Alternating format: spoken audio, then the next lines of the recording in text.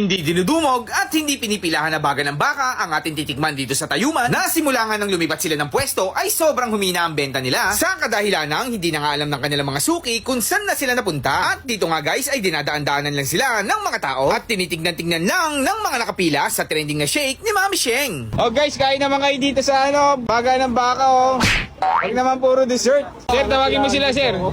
Dito na kayo, walang pila sa baka. At sa halagang 5 piso nga lang ay meron ka ng isang stick ng baga ng baka at 100 pesos naman para sa isang styro. So yun mga ka-food trip, nandito tayo ngayon sa Manuel Hizon Street. Dito yung malapit sa trending na shake ni Mami Sheng. Ito yung pila ng shake ni Mami Sheng. Ayan, sobrang haba.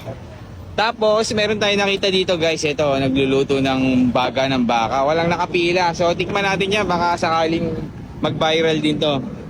Hello sir. Ano pong tinda nyo sir? Baga po ng baka.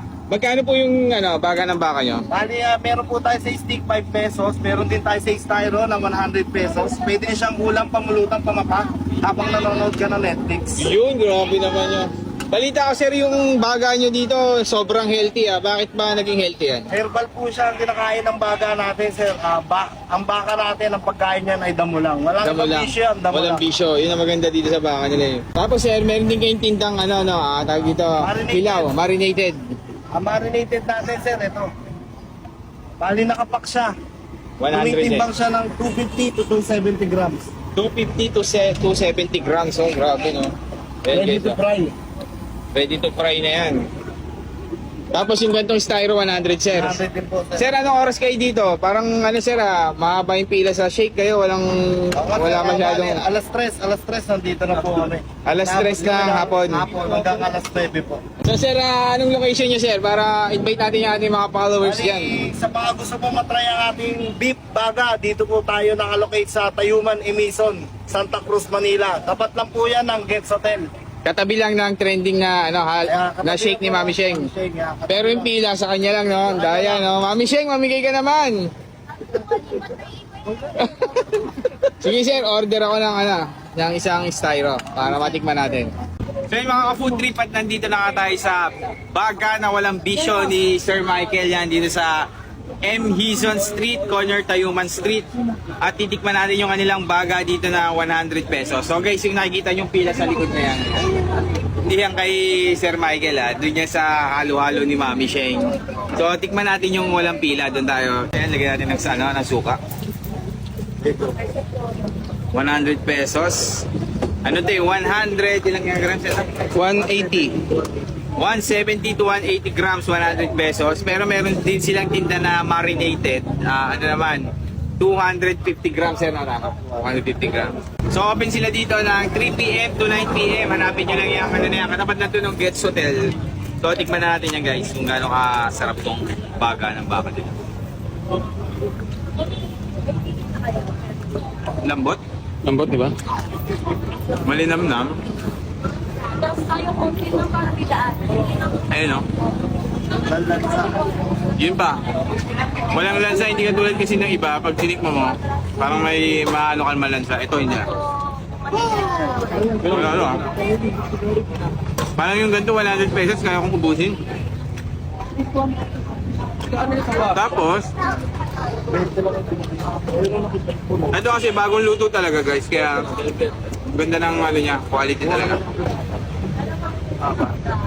Ano pa yung steak yan? 5 lang po. Ito natin yung suka niya. 50 pesos. Sarap. Yung ganitong stick guys, yan 5 pesos naman. So dito ka na, sulit ka 100 pesos. Dami.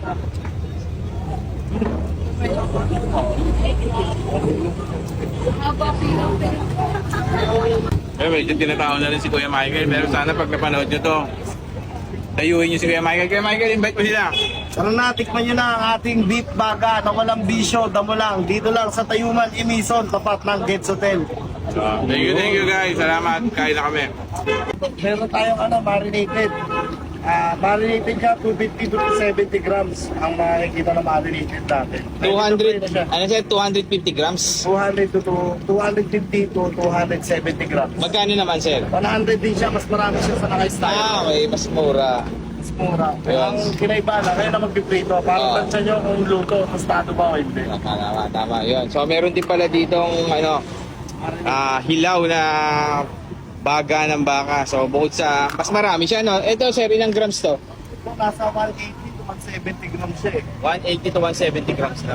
Mas Yung okay yun. ilaw kasi mesos, kaya medyo mataas din. Oo. So yun guys, nandito tayo ngayon sa trending na shake ni Mami Sheng. Balita ko wala nang pila masyado dito eh.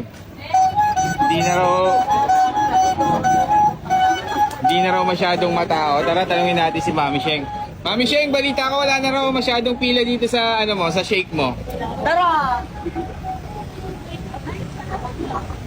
Di ka sure. Grabe, nandito pala yung pila guys. So ayan sobrang haba. Ayun, hanggang doon sa dulo. Dito yung pwesto ni Mami Sheng, ayan. Tapos ito yung pila.